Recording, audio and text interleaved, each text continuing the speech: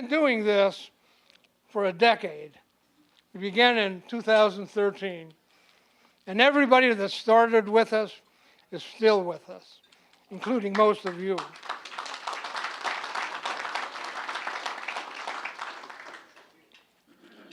Now, of course, as I do every year, I reduce my comments to writing because we have to change a few things, move a few things over. Right now, I'm looking for First Lieutenant Almeida, who will be offering an invocation. So if you see him, send him our way. Our national flag is properly posted. The missing man table is set up, and here on the second floor for your review. It's over in that area. So take the next minutes to settle in. Now's a good time to flag down the registered volunteer for that extra cup of coffee. I'll be back in 5 minutes, 9 a.m. If you're still eating, please continue. Enjoy your meal. Please stand if you can. Let's get started.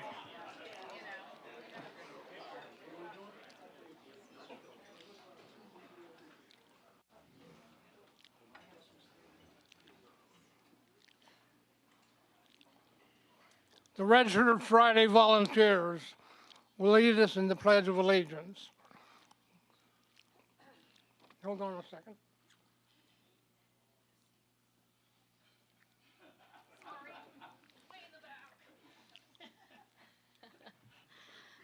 All right. I pledge allegiance to the flag of the United States of America and to the republic for which it stands, one nation, under God, indivisible, with liberty and justice for all. Thank you, Jay. Thank you, Jay. Thank you. Please remain standing. The Falmouth Chorale Chamber Singers have joined us again, and they're coming up.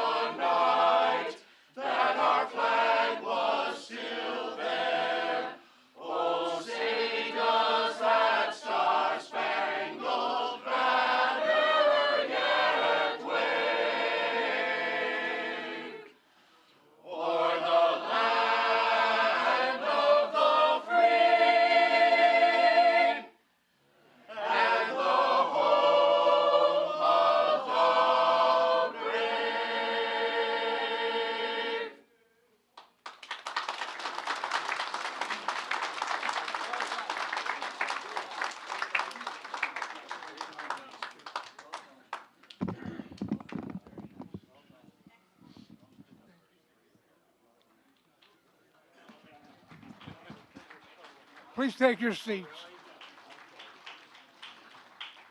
We can all sit down.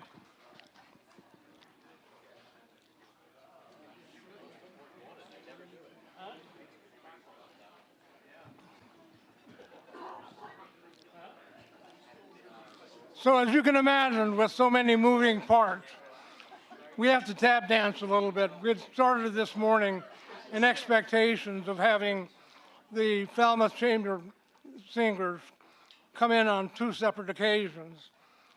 And so we had to move things around a little bit. So if you see me referring to my notes a lot, it's trying to make sure we cover it, all of our bases.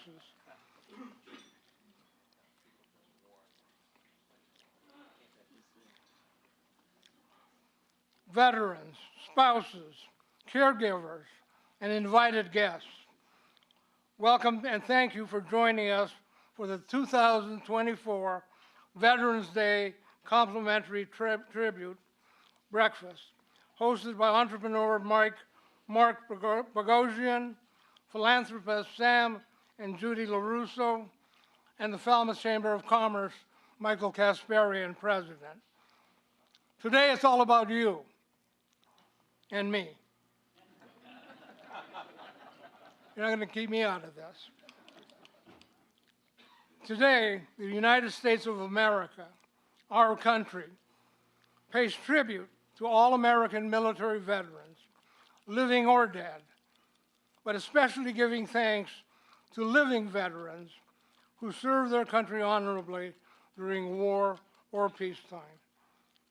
Your bravery, sacrifice, and strength have not gone unnoticed, and America will always be indebted to you and your family for all that you have given to this great nation. Good morning. I want to repeat those words. Good morning. Good morning. Now, those words have significant importance to me. 3 months ago, I celebrated my 80th birthday.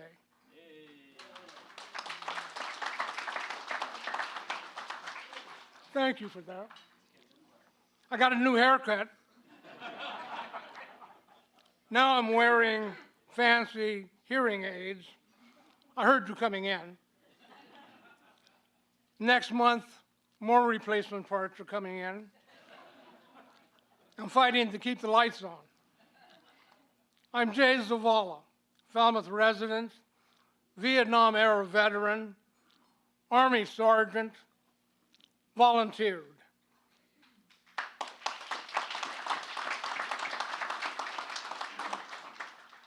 I've had the privilege of organizing and emceeing this event annually since its inception.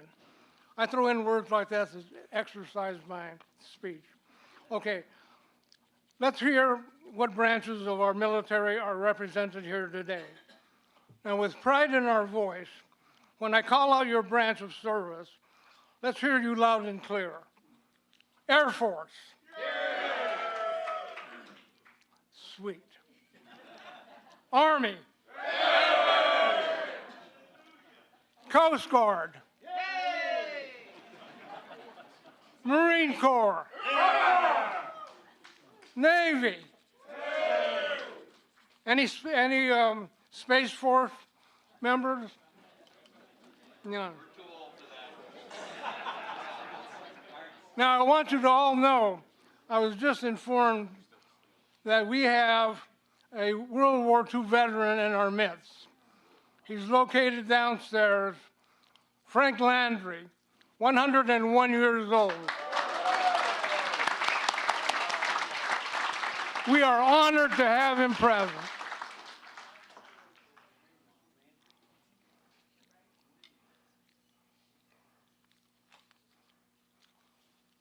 I made the comment earlier when I was walking around how nice it is to see so many familiar faces, see so many hanging on. With these new hearing aids, when I heard you coming in, I wondered, if we count all the pills that we've taken this morning, and if we add those to the ones that we're carrying in our pockets, Can we qualify as a drug cartel?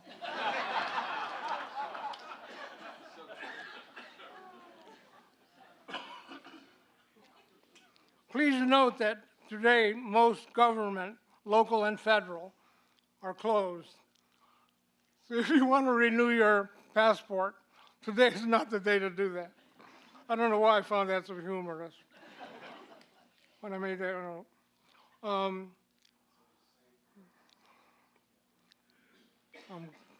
The chorale has already performed. Oh, by the way, when the chorale was performing, I wanted to make an observation. Mark your calendars for December 14th and 15th. The Falmouth Chorale will be performing at John Wesley United Methodist Church. I promise you, you won't be disappointed. So purchase your tickets now.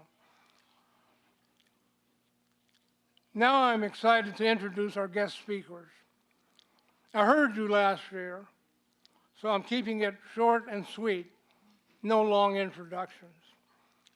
Our first speaker is Air Force Chaplain Henckel Miranda of the 102nd Intelligence Wing at Otis Air National Guard Base, Joint Base Cape Cod.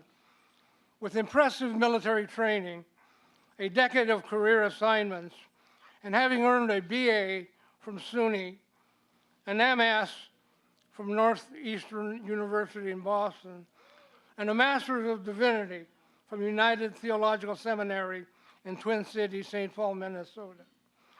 Today, First Lieutenant Miranda provides ministry and church services, spiritual guidance, and compassionate pastoral care to service members and their families, and engages in related community building activities. Remain seated. Let's give Lieutenant Miranda our full attention.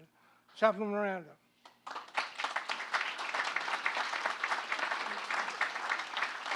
Good morning. Good afternoon. All right. Let's see here. Okay.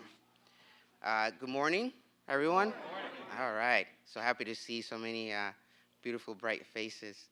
Thank you all for your service and your sacrifices to this country. For all you family members here with your veterans, thank you as well. I was born in Honduras. I came to the U.S. when I was 9 years old.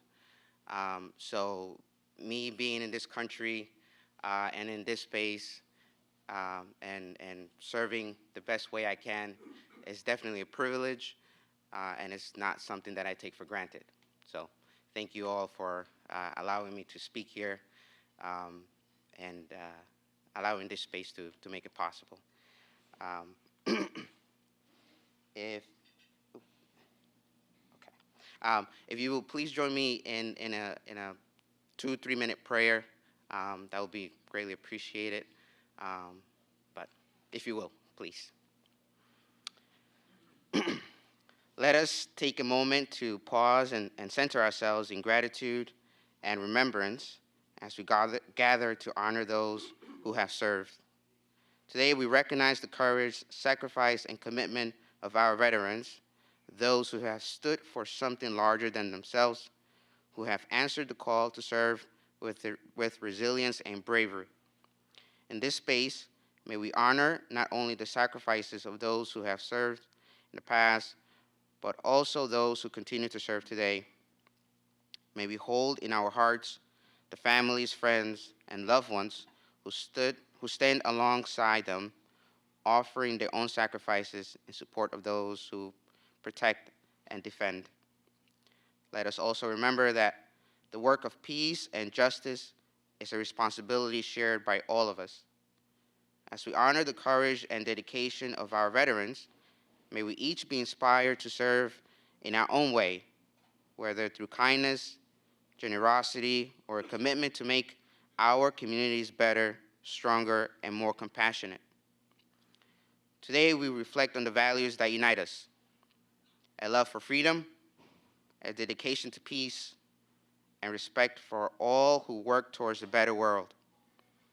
May our gratitude extend beyond the words and inspire us to action. ensuring that the sacrifices made are met with our continued support, respect, and commitment to a just and peaceful future. With a spirit of gratitude and unity, we honor our veterans today and every day. Amen. Thank you. God bless.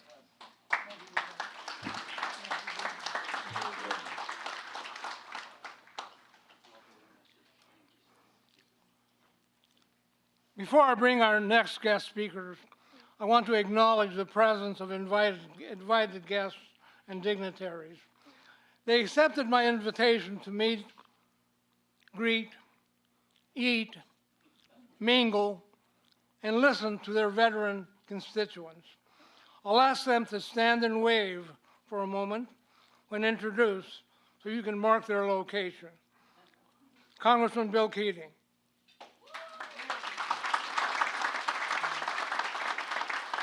State Representative David Vieira. And you're in the corner.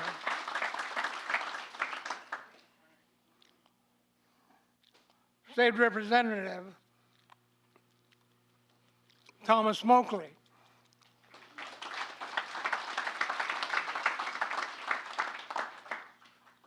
Future State Senator Dylan Fernandez is in Argentina on a working trip with the U.S. Department of State and couldn't join us this morning. Neither could Barnstable County Sheriff Donna Buckley, but she asked Jim, retired Marine veteran, Jim England, to represent her. Jim, thank you. From our select board, we have Robert Muskelly and Scott Zielinski.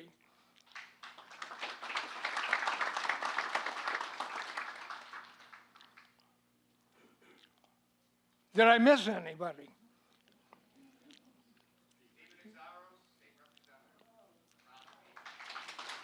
Thank you for joining us. Did I miss anybody downstairs? In the parking lot? Please welcome our next speaker, local artist, poet, author, business owner, and chairman of the board of the Falmouth Chamber of Commerce. Before I ask her to come up and take the microphone, ordinarily, I've been asked every year to talk about the distinction between Memorial Day and Veterans Day. Well, this year, I answered it by email.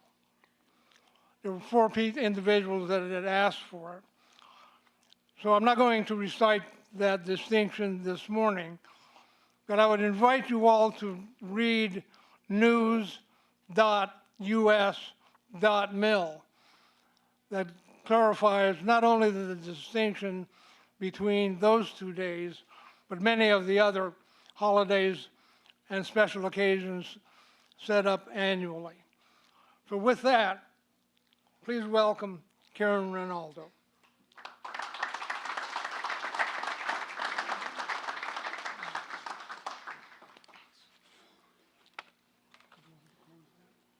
Yeah, that's fine. Oh, thank you. Jay, it's an absolute honor and a pleasure to stand beside you. I am honored to be in this room with all of you veterans. I think we're probably in the safest room on Cape Cod with all of you veterans here.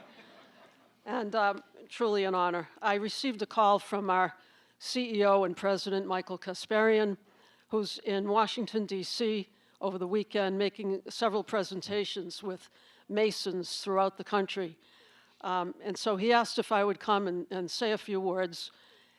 He asked me if I would be available, and I said I'd be honored. And then I thought, what might be appropriate to speak to you about?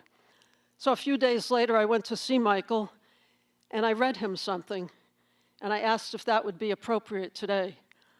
And he said, I think it's perfect. So occasionally, we've done some veterans tributes at the Gallery on Main, and through the hosting of a real patriot, I say his middle name is Patriotism, Wayne Patriotism Soares.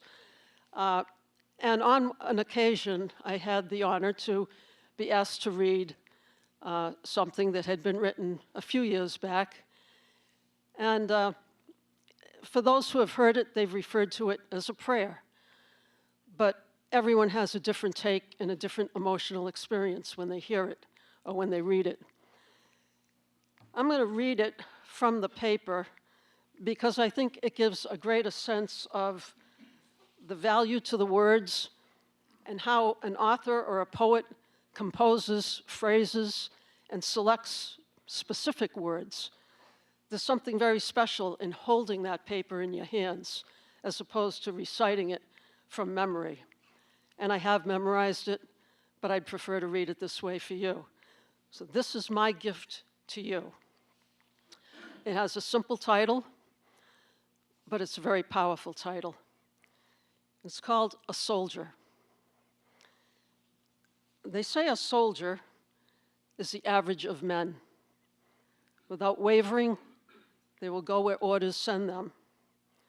With their life on the line, they protect and defend.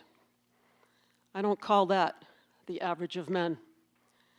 And a soldier believes in the cause and the fight and will stay with his troops through the dawn's early light. A bunker is no home. A foxhole, no safe den. They are not the average of men. And war takes its toll on the earth and man's soul. Yet, if you asked, they would do it again. Scarred, exhausted, young, dazed faces map the places they've been. These are not the average of men. A letter from a lover, that was not enough to tame the fear. And that perfume-scented letter was lost in battle smoke-filled air. On your chest, a row of medals reminds of a time gallantly addressed. The bravest and finest, you endured the ultimate test. You are the finest of our nation, and that valor honors all those deeds. Another anonymous face in a dangerous place in a country's time of need. You are the red, white, and blue. You are every stripe and every star. And we stand in awe and salute you, those who are no longer here and those who are. It has been said that in composure, sanity breeds far beyond war's fiery lines, and that which makes us stronger brings understanding and sometimes forgiveness in complex times. They say a soldier is the average of men. They've been to hell and back again, doing what the country expected and asked of them. I don't call that the average of men.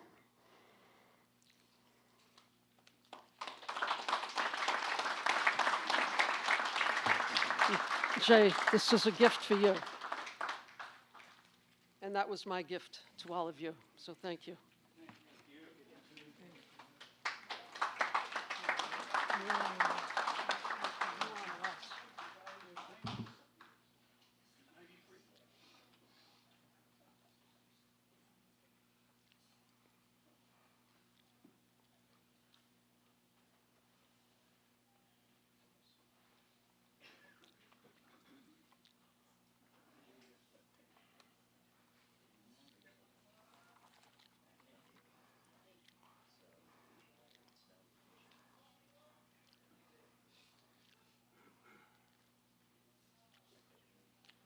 As many of you know, the Falmouth Community Veterans Center on Palmer Avenue is now open, thanks to community support and the hard work of many volunteers.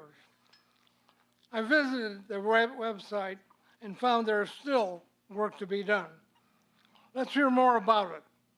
Please give a warm welcome to retired Coast Guard Commander Carissa April,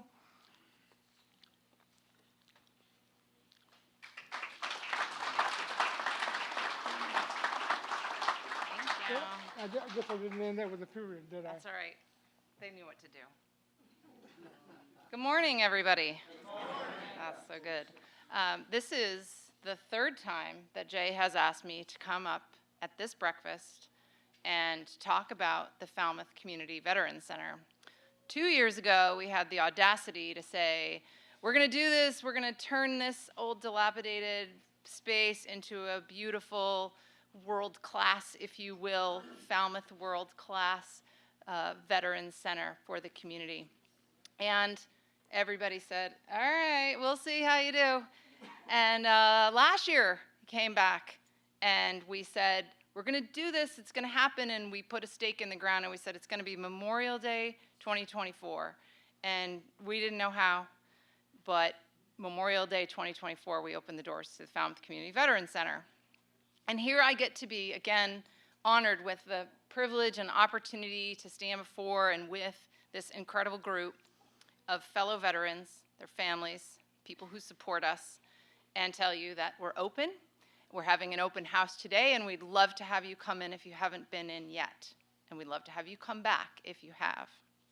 We say, come for coffee, stay for conversation, and create community, because that's really what this space is designed to do. If you've been in, you know that it's clean and comfortable and well lit, and there's some things to do, and it's just, I hope you think that it's just a place where you can sit and have a conversation with a friend or someone you haven't met yet. I'm gonna, since I have a little extra time, because I have a little extra time, I won't take all of it. I've told this story, I think this is my third time. It's not my story, it's an old story. I told this, it kind of hit me on our opening day, our ribbon cutting day, this story of how this Veterans Center really came to be. And I think this is probably my last, maybe not, maybe it's a story that will live on forever, but it's one of those stories you don't want to tell too many times. It's the story of stone soup. And it was one of my favorite childhood stories, but it's really a tale for all of us, especially in a community like this that is just really woven together by volunteerism and community. And of course, the story of Stone Soup is a village far, far away, long, long ago, who had nothing to eat. And all of the people were keeping to themselves, and they kept what they had to themselves, and yet everybody was hungry. And one day, a woman came along and put a big pot of water on a fire in the middle of town. And she filled the pot with water, and she said, I'm going to make a soup that everyone can enjoy. And she put a big rock in it. And she said, it's stone soup. And she tasted it, and people looked at her like she was a little bit mad. And she said, you know, this could really use some onions. And someone said, I've got some onions, and ran back to the larder and brought the onions, put some onions in the soup, and she tasted it and said, you know, this could really use some carrots. I think you get the point.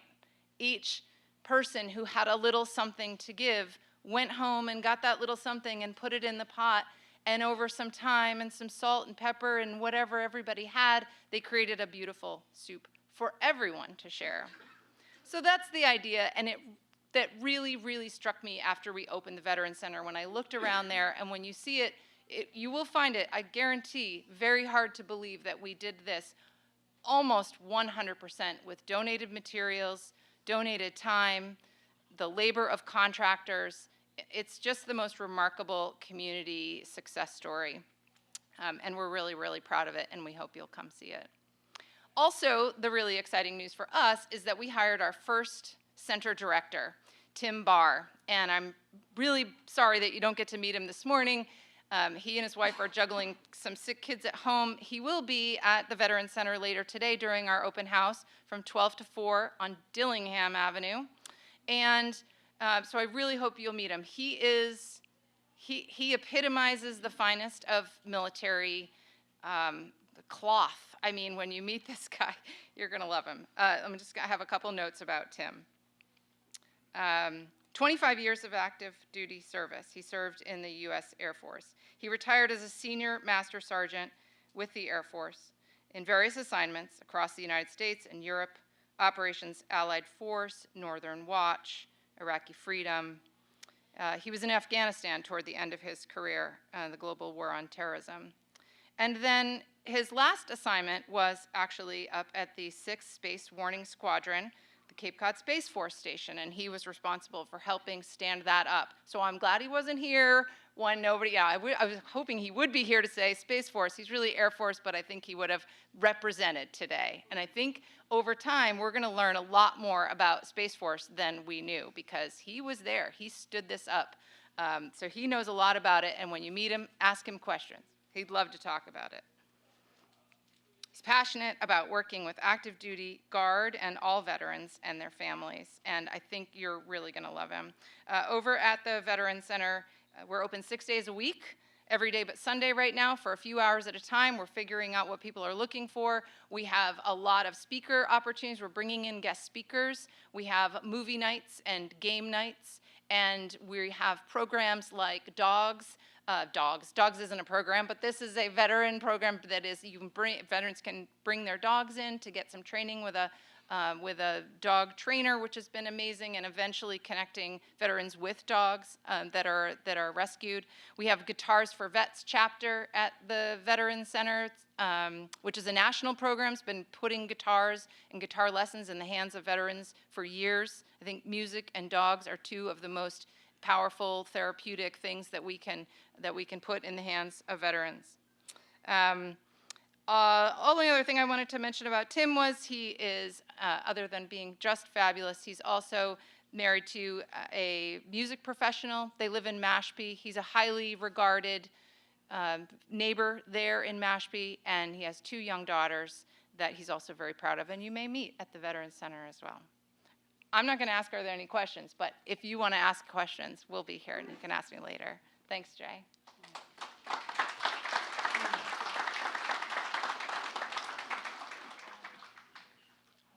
Now it's time for me to do a little juggling. Our next speaker, out of turn, mind you, will be our keynote speaker. He has other engagements he's committed to, so I'm going to ask our keynote speaker to come forward. Now, we all know him, so there's no introduction at all. He can't even unpack his bags. We're sending him back to Washington. Welcome, Bill Keating.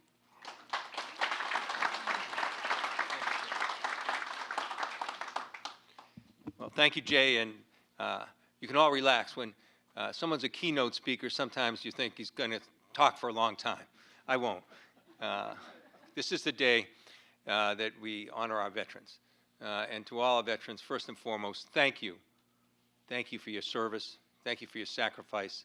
Thank you for allowing us all to be here today as we gather to remember Veterans Day. It's I had a discussion earlier on, but and it's interesting, Jay had mentioned people don't know the differences between Memorial Day or Veterans Day. Particularly, I think that breaks down during generations. The people that are over 70 years of age have, in this country, immediate families. Three-quarters of them have immediate family members that served. But if you go down to 50 years of age, that breaks down to a little more than half of the people have an immediate family member that served. And if you go to the under 30 year and below age, then it's 30 at best percent and diminishing all the time. All the time where maybe only 1.5% of Americans actually have veterans that are serving right now in our country. So you see this disconnect that we should all be aware of, and that's why gathering together here on Veterans Day is so important. This is the connector. This is the connector among generations. This is the connector day for bringing all of our history together, a history that should be remembered and cherished. So as we gather here today, I think as a Falmouth community, I think honoring those who served honors our whole community together. But there's reasons probably why Veterans Day isn't as recognized, because it's gone through transformations in our history. It was first established as Armistice Day. Armistice Day is a Latin term that means stand arms or stand still arms, which is the immediate cessation of hostility agreement that was signed at the end of World War I. The countries came together and thought that they would have the war that would see no successor in wars. And that history of Armistice Day continued until after the troops came home from World War II, and Korea and Dwight Eisenhower at the time moved forward commemorating Veterans Day.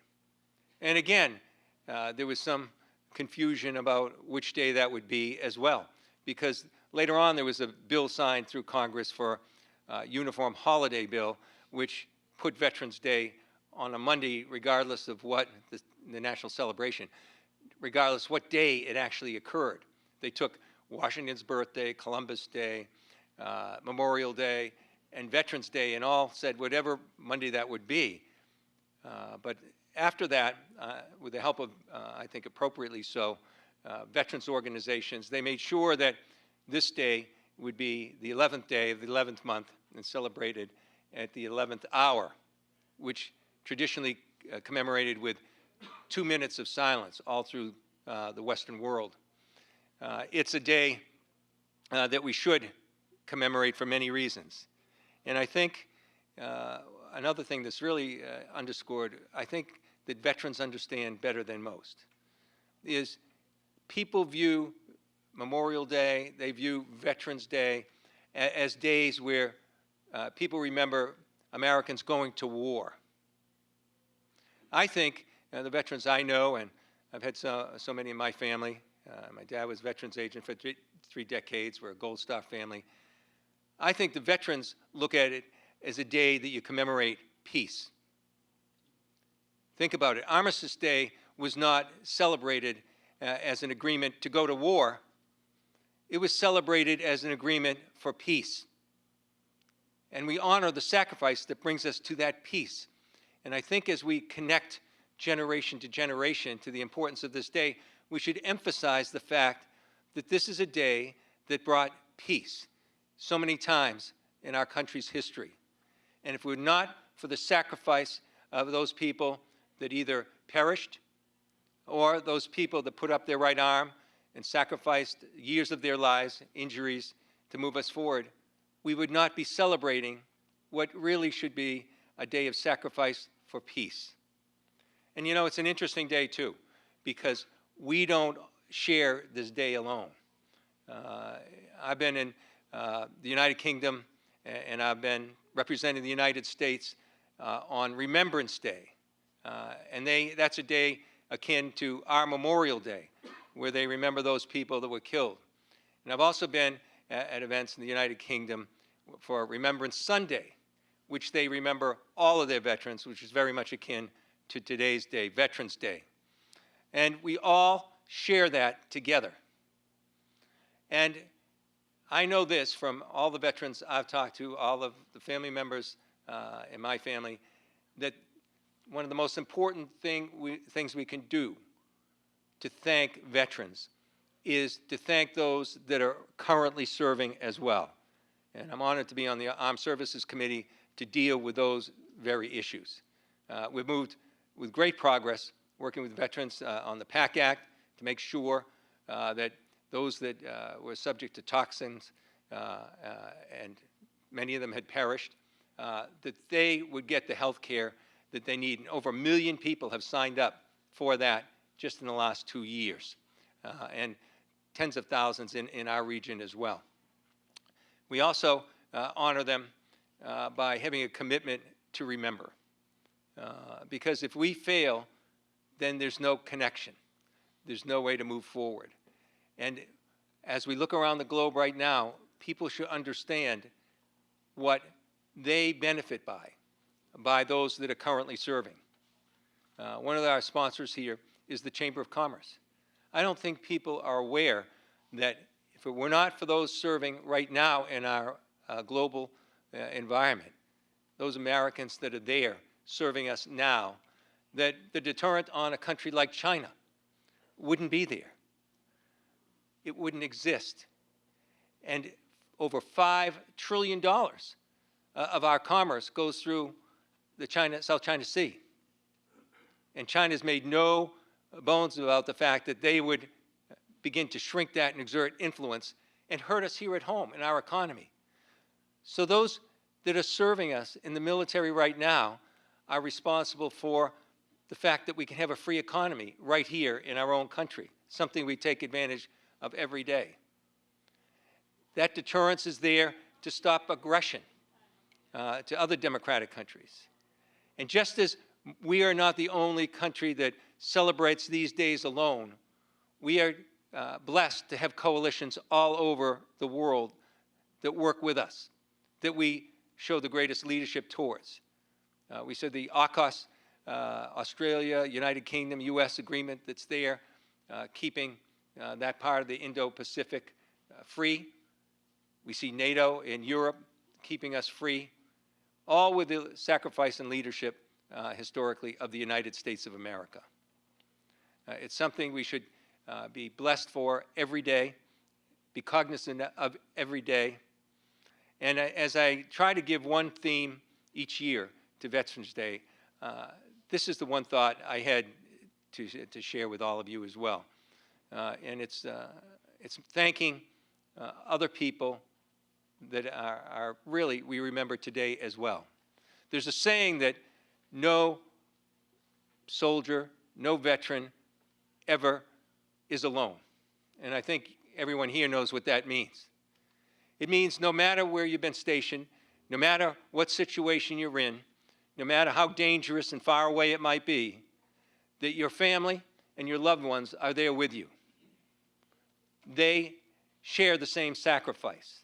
And so on this Veterans Day, I want us to give pause and think and pray for and remember with gratitude the families of all those that have served during that time, the sacrifice they gave, the loved ones they lost, the parts of their life they mobilized for to support them and hopefully continue to do into the future. So let's remember those people as well. Let us give those people our thanks. And let's make sure that that connection that is so important to who we are as a country, to where we want to be as a country, where we want to lead in the world, is preserved. Thank you so much.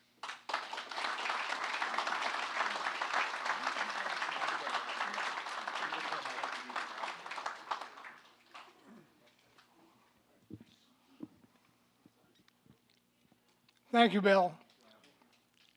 Safe driving to Marshall. I received a note that the new Director of Veteran Services for Falmouth is also in our company this morning. Jim, I just wanted to say hi so you can spot him. Is he anywhere about? Jim Gozius? Well, he's here. Okay.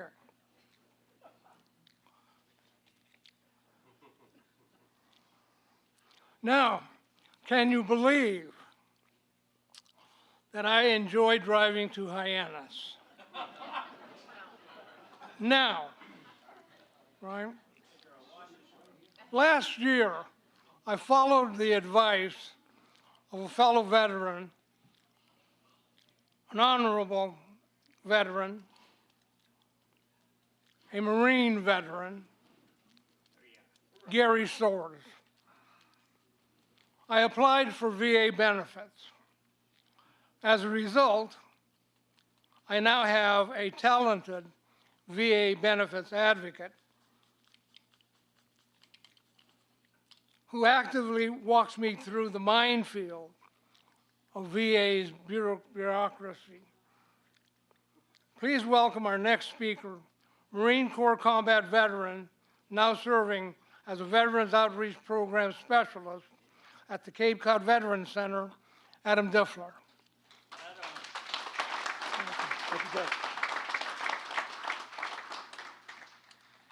Good morning. Thank you so much. Thank you for your service. Real honor to be here today. Before I get into my speech, I always like to ask, how many people have heard of the Vet Center program? Anyone? Some, maybe? Usually the number is not that big, so that's why I just want to start off and make a clear, concise message of who we are and what we do. So the Vet Center program is a PTSD readjustment mental health clinic for combat veterans, active duty soldiers, military sexual trauma, drone operators. So, it's a free and confidential counseling service. Everyone I work with is a licensed therapist, either a psychologist or a social worker, except myself.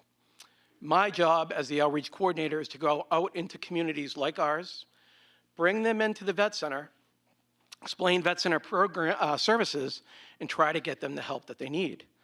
I know as a combat Marine, it is an oxymoron to ask for help, specifically when it comes to mental health. So that's why a lot of times what happens is somebody will come to my office, hey, Adam, I was referred to you, blah, blah, blah. I got a question about the VA home loan or, GI Bill or whatever. Great. Sit down, thank you for your service, fill out some paperwork, blah, blah, blah. As I'm filling out the paperwork for them and getting them the benefits that they earned, I'll notice and say, hey, you served in Vietnam. Do you know what we do here? No, never heard of this place. Well, you might be in the right place. You might have been struggling with nightmares or sleeping or anxiety or anything like that. This is a free and confidential service. And I think a lot of times by asking that question about the GI Bill or the home loan, they want to see if you care. And we do. So get you hooked up there. So that's kind of a baseline of what the program is. In addition to that, we do a multitude of benefits in different programs. But I just wanted to lay that out there first before I tell the story behind the Vet Center and the significance of it all and how it started. So thank you for that. On March 3rd, 1865, President Lincoln signed legislation that established a network of national facilities to care for the nation's wounded Civil War soldiers. This singular act codified a social contract between the nation and our veterans that the Department of Veteran Affairs would always be there to help veterans and their families heal and recover from the illnesses, injuries, or wounds sustained in service to America and successfully reintegrate them into civilian life. The VA now serves more than 17.9 million veterans and their families, to include male veterans, women veterans, veteran caregivers, and surviving family members of veterans. I started working at the Cape Cod Vet Center in 2010. 3 months later, I went to my first training in Reno, Nevada. The reason why I went to Reno was because it was the 30th anniversary of the Vet Center program that started in 1979. At this training, the guest speaker was a Vietnam combat veteran named Max Cleland. I had no idea who Senator Cleland was. He was in his wheelchair. I walked over, shook my hand. He said, thank you for your service. He treated me just like another veteran. Well, come to find out, he is the reason behind the Vet Center program. So it was kind of really happenstance that I met him in my 3rd month. Max Cleland was the recipient of the Silver Star and a Bronze Star. He was one of the many Vietnam veterans who struggled with the after effects of the Vietnam War. In 1968, he lost both legs and part of his arm in a grenade accident while deployed in Vietnam. Following his arduous rehabilitation at a military hospital and his discharge, he had trouble obtaining meaningful mental health counseling from the VA. As a result of that experience, he made it one of the missions in life to secure better treatment for his fellow Vietnam veterans. After the war, Max Cleland went on to college and became the Senator of Georgia. As a veteran in 1969, he testified before Congress and said, it is up to the agencies of this government to make an added effort on Vietnam veterans' behalf to meet their special physical and psychological problems. His advocacy for veterans led him to a career in politics, and in 1977, President Carter picked him to lead the Veterans Administration at the young age of 34, the youngest person ever to run the VA. During his tenure at the VA, Senator Cleland delivered on his goal of providing readily accessible mental health and readjustment counseling designed expressly for Vietnam veterans. In 1979, VA launched an initiative called Operation Outreach to establish community-based vet centers. In a 1980 interview, Senator Cleland explained the organizing principle of the centers. These centers will provide service on a walk-in basis without the need for prior hospitalization or the stigma of a mental health record. In the rush to get this program up and running, some of the first vet centers opened in garages, in basements, and other temporary spaces. However, within a year, the VA has established 91 vet centers in storefront locations in cities across the country. These centers were typically staffed by a team of 4, including 2 counselors who were often veterans of the war themselves. They offered a range of social, psychological, and referral services for veterans and their family members. Above all, the Vet Center served as a safe space for Vietnam veterans, especially those who were, in Cleveland's words, wounded psychologically and reluctant to seek the help of regular VA medical facilities and benefit offices. To provide better oversight, the VA established a separate readjustment counseling service under the Department of Medicine and Surgery. The service assumed responsibility for all vet centers nationwide. Over the year, the Vet Center has expanded to over 300 to include 7 in Massachusetts. The Vet Center has also expanded their eligibility, so we can now see OEF, OIF, Bosnia, Persian Gulf veterans, drone operators, and active duties of the members of the military, to name a few. The Vet Center have also broadened their scope to include such free and confidential services as bereavement counseling, group counseling, marriage counseling, military sexual trauma counseling. Since the program's inception, well over 1 million veterans of all wars have walked through the doors of the Vet Center in search of counseling, comfort, and closure. Among the many who turned to the program for assistance was none other than Max Cleland. Around 2015, Senator Cleland learned that he was suffering from a serious heart problem. This diagnosis triggered panic attacks and prompted him to pay a visit to the Vet Center in Atlanta, Georgia. The group therapy sessions there helped him control his fears and return to work. He lived for another 6 years, securing the knowledge that the Vet Centers had championed decades earlier the work that he continues today. It is truly an honor to work at the Vet Center program and help veterans on a daily basis. Please stop by my outreach table in the back and learn more about the programs that you earned. Thank you for your service. Happy Veterans Day.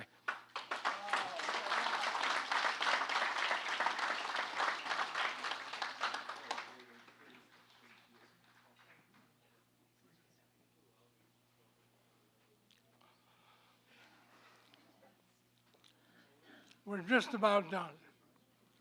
All that's left is for me to say thank you. Thank you all for being here. Thank you for being Falmouth. Thank you for being my friends. Thank you for every military veteran for his and her service to our great country and for gracing us with your presence today. Thanks to everyone who contributed in making this celebration possible. Mark Bogosian, Sam and Judy LaRusso, and of course the Falmouth Chamber of Commerce. With that, thank you. Thank you. To Tyler Hayes and his staff, thank you for welcoming us. To everyone else, have a great and wonderful day. Wait one moment, just one final thought. The town is hosting its memorial services at the library lawn at 11 o'clock. I received a note a minute ago that says your presence is desired. So you want to be there as well. And so with that, thank you all for being here. Have a good morning.